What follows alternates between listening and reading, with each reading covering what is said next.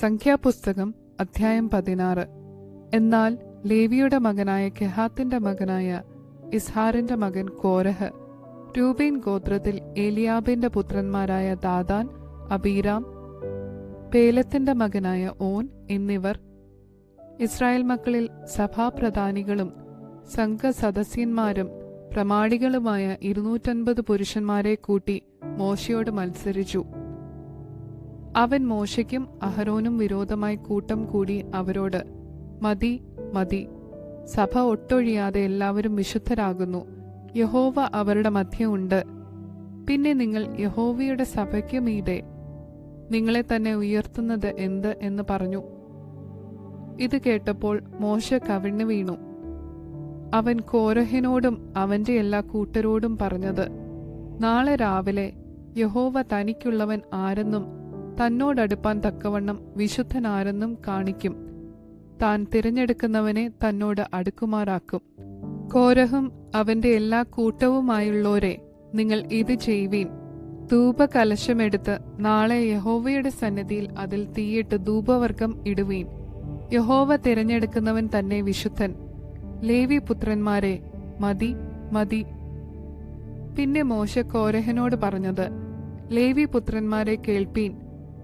യഹോവയുടെ തിരുനിവാസത്തിലെ വേല ചെയ്യുവാനും സഭയുടെ ശുശ്രൂഷയ്ക്കായി അവരുടെ മുൻപാകെ നിൽപ്പാനും ഇസ്രായേലിന്റെ ദൈവം നിങ്ങളെ തന്റെ അടുക്കൽ വരുത്തേണ്ടതിന് ഇസ്രായേൽ സഭയിൽ നിന്ന് നിങ്ങളെ വേർതിരിച്ചത് നിങ്ങൾക്ക് പോരായോ? അവൻ നിന്നെയും ലേവി പുത്രന്മാരായ നിന്റെ സകല സഹോദരന്മാരെയും തന്നോട് അടുക്കുമാറാക്കിയല്ലോ. നിങ്ങൾ പൗരോഹിത്യം കൂടെ കാംക്ഷിക്കുവോ?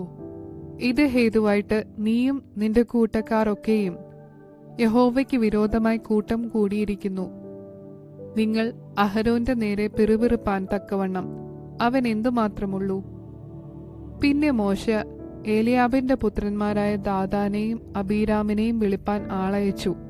അതിന് അവർ, ഞങ്ങൾ വരികയില്ല, മരുഭൂമിയിൽ ഞങ്ങളെ കൊല്ലുവാൻ നീ ഞങ്ങളെ പാലും തേനും ഒഴുകുന്ന ദേശത്തുനിന്ന് കൊണ്ടുവന്നിരിക്കുന്നത് പോരാഞ്ഞിട്ട് നിന്നെ തന്നെ ഞങ്ങൾക്ക് അധിപതിയും ആക്കുന്നുവോ?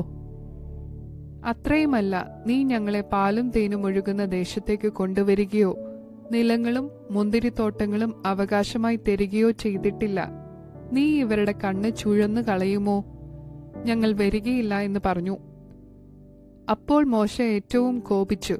അവൻ യഹോവയോട്, അവരുടെ വഴിപാട് കടാക്ഷിക്കരുതേ, ഞാൻ അവരുടെ പക്കൽ നിന്ന് ഒരു കഴുതയെ പോലും വാങ്ങിയിട്ടില്ല, അവരിൽ ഒരുത്തനോടും ഒരു ദോഷം ചെയ്തിട്ടുമില്ല എന്ന് പറഞ്ഞു.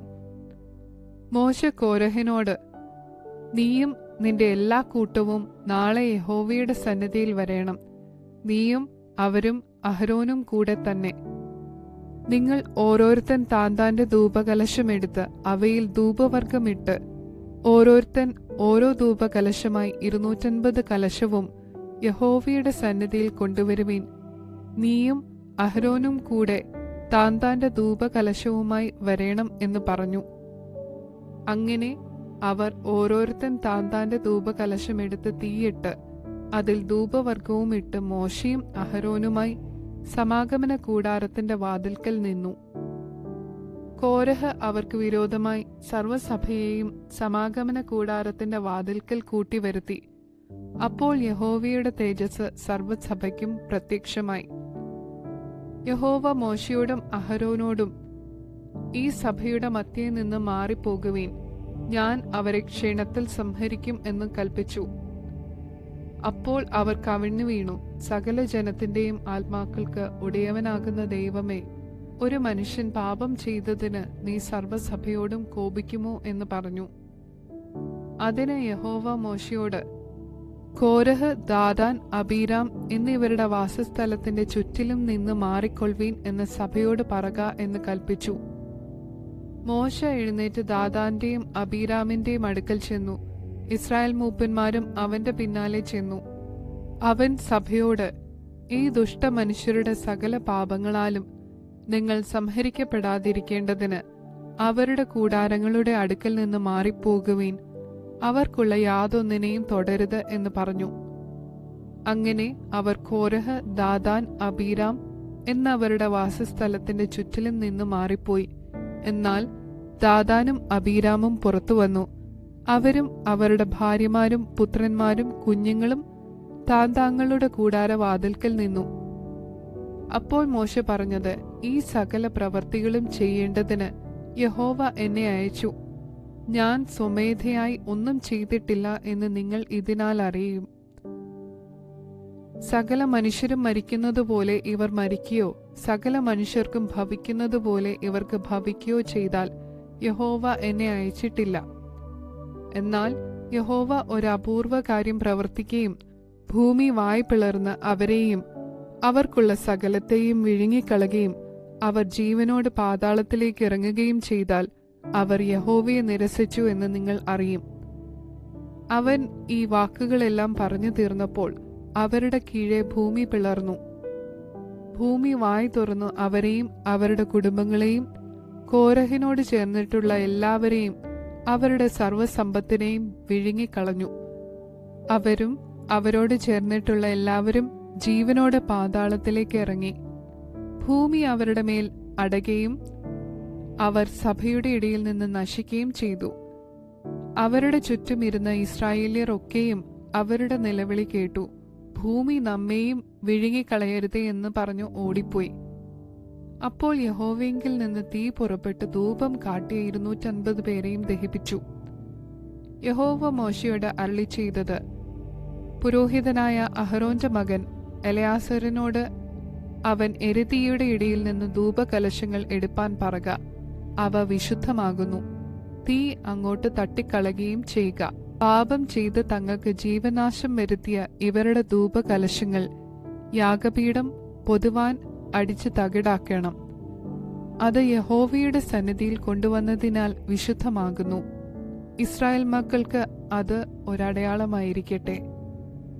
വെന്തുപോയവർ ധൂപം കാട്ടിയ താമ്ര കലശങ്ങൾ പുരോഹിതനായ എലയാസർ എടുത്തു. അഹരോന്റെ സന്തതിയിൽ അല്ലാത്ത യാതൊരു അന്യനും യഹോവയുടെ സന്നിധിയിൽ ധൂപം കാണിപ്പാൻ അടുക്കുകയും കോരഹിനെയും അവന്റെ കൂട്ടുകാരെയും പോലെ ആകുകയും ചെയ്യാതിരിക്കേണ്ടതിന് ഇസ്രായേൽ മക്കൾക്ക് ജ്ഞാപകമായി അവയെ യാഗപീഠം പൊതുവാൻ തകിടായി അടുപ്പിച്ചു. യഹോവ മോശെ മുഖാന്തരം കൽപ്പിച്ചതുപോലെ തന്നെ. പിറ്റേന്നാൾ ഇസ്രായേൽ മക്കളുടെ സഭയെല്ലാം മോശയ്ക്കും അഹരോനും വിരോധമായി പിറുപിറുത്തു. നിങ്ങൾ യഹോവയുടെ ജനത്തെ കൊന്നുകളഞ്ഞു എന്ന് പറഞ്ഞു.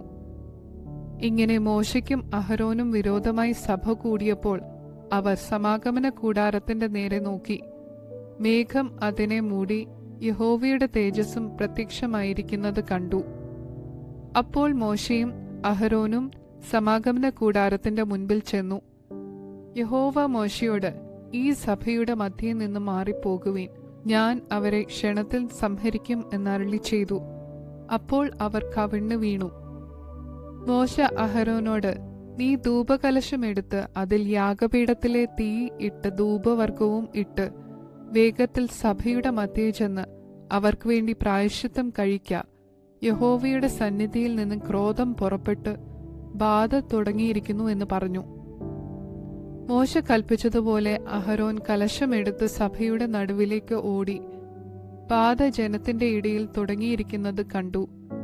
ധൂപം കാട്ടി ജനത്തിനു വേണ്ടി പ്രായശ്ചിത്തം കഴിച്ചു. മരിച്ചവർക്കും ജീവനുള്ളവർക്കും നടുവിൽ നിന്നപ്പോൾ ബാധ അടങ്ങി. കോരഹിന്റെ സംഗതിവശാൽ മരിച്ചവരെ കൂടാതെ ബാധയാൽ മരിച്ചവർ 14,700 പേർ ആയിരുന്നു.